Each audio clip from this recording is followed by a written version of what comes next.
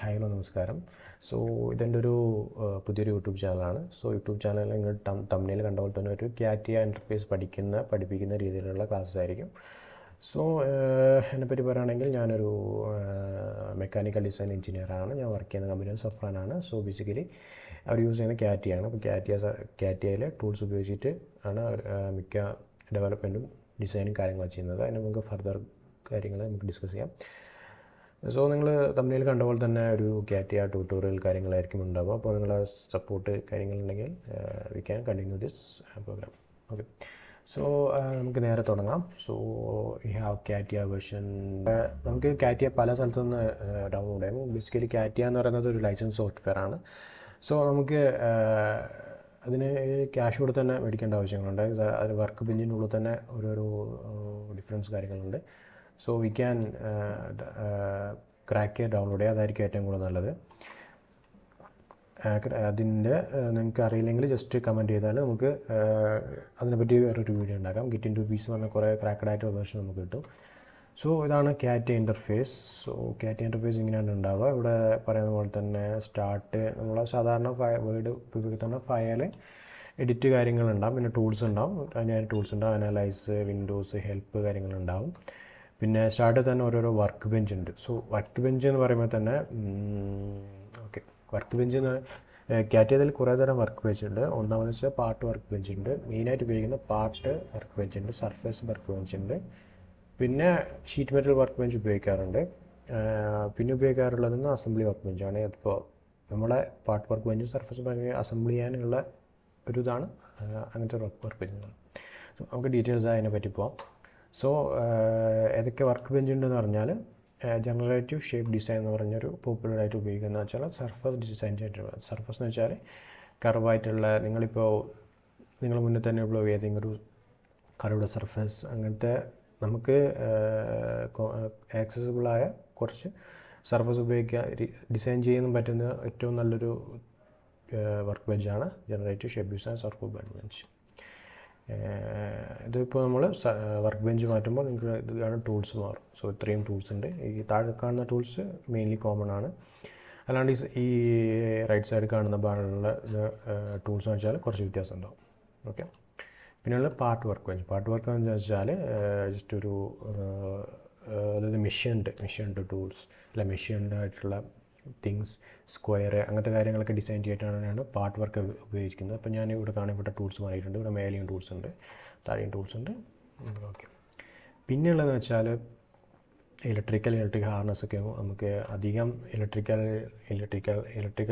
നമുക്ക് ഇലക്ട്രിക്കൽ ആയിട്ടുള്ള ബണ്ടിൽ വയർസ് കാര്യങ്ങളൊക്കെ ഡിസൈൻ ചെയ്യാൻ പറ്റും. അതിനായിട്ട് ഉപയോഗിക്കുന്നത്. പിന്നെ assembly workbench. So assembly workbench ഇതാണ്. So basically assembly workbench എന്ന് വെച്ചാൽ അസംബ്ലി വേണ്ടി ഉപയോഗിക്കുന്നതാണ്. സോ നിങ്ങൾക്ക് ഇത് ഞാനിപ്പോൾ ഇവിടെ പെട്ടെന്ന് സെലക്ട് ചെയ്യാൻ പറ്റിയ രീതിയിൽ കൊടുത്തിരിക്കുന്നത്. ചില അവസരങ്ങൾ നമുക്ക് വർക്ക് ബെഞ്ച് അങ്ങോട്ടേക്കൊണ്ട് മാറ്റേണ്ടി വരും. ഇങ്ങനെ പെട്ടെന്ന് മാറ്റേണ്ടി വരും. അല്ലെങ്കിൽ സ്റ്റാർട്ട് പോയിട്ട് ഇൻഫ്രാസ്ട്രക്ചറിൽ പോയാൽ പ്രൊഡക്റ്റ് കാര്യങ്ങളുണ്ട്. മെക്കാനിക്കൽ മെയിനായിട്ട് നമുക്ക് പാർട്ട് ഉണ്ട്, അസംബിൾ, സ്കെച്ചർ എന്ന് വെച്ചാൽ എല്ലാ വർക്ക് ബെഞ്ചിനും സ്കെച്ചർ വർക്ക് ബെഞ്ച്.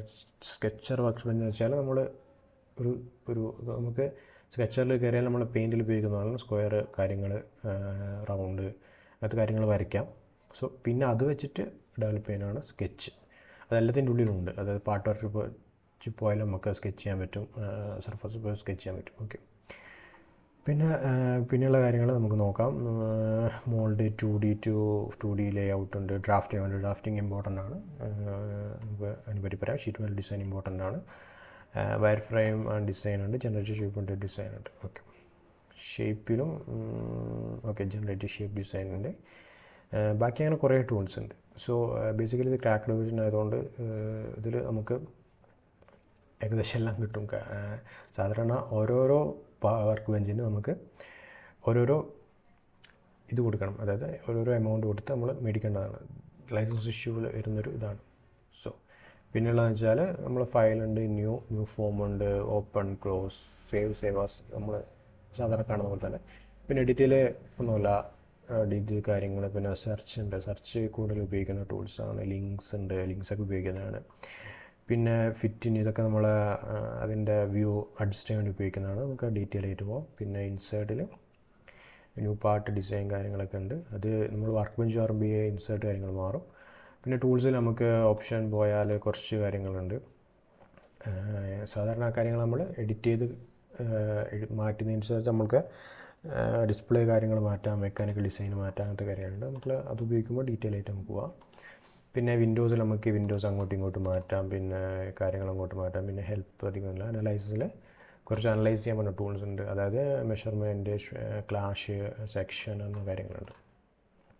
സോ ആ കാര്യങ്ങളുള്ളത്. പിന്നെ ഉള്ളത് നമ്മൾ വ്യൂസ് കണ്ട കാര്യങ്ങൾ കുറച്ച് ടൂൾസ് ഇവിടെ ഫിറ്റിൻ ആണെങ്കിൽ താഴെ ഫിറ്റിൻ ഉണ്ട്. ഇപ്പോൾ ആ ടൂളാണ് വ്യൂ. പിന്നെ മെഷർമെൻറ്റ് ചെയ്യുന്ന ടൂളാണ്, ആ കാര്യങ്ങളുണ്ട്. പിന്നെ റൈറ്റ് ക്ലിക്ക് ചെയ്തിട്ട് നമുക്ക് താഴേക്ക് പോയാൽ അതൊക്കെ ടൂൾ വേറെയാണ്, നമുക്ക് കസ്റ്റമൈസ് ചെയ്യാൻ പറ്റും. ഓക്കെ, സോ ഫസ്റ്റ് വീഡിയോസ് ആയതുകൊണ്ട് ഞാൻ അധികം ഡീറ്റെയിൽസ് ആയിട്ട് പോകുന്നില്ല.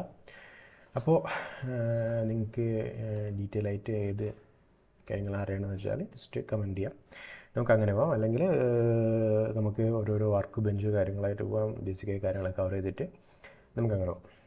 ഓക്കെ, അപ്പോൾ വീഡിയോ കൊണ്ട് എല്ലാവർക്കും താങ്ക്സ്. അപ്പോൾ എന്തെങ്കിലും ഡൗട്ട് കാര്യങ്ങളുണ്ടെങ്കിൽ you can comment and contact me. And നമുക്ക് സപ്പോർട്ട് ഉണ്ടെങ്കിൽ we can continue this series. Okay, thank U.